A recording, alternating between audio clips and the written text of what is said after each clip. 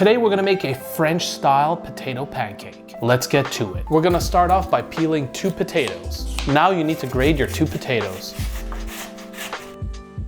Now we're gonna put a nice generous amount of kosher salt. Let's not forget the pepper. That will enhance the flavor profile. Now let's mix it up for about 5 minutes.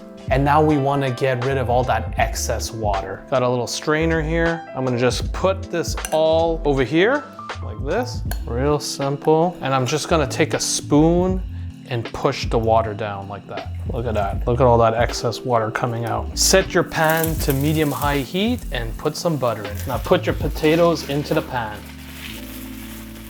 Push in the sides like that. Let this puppy cook, okay? Let's try and flip it. And there you have it, a French-style potato pancake. Let's have a bite.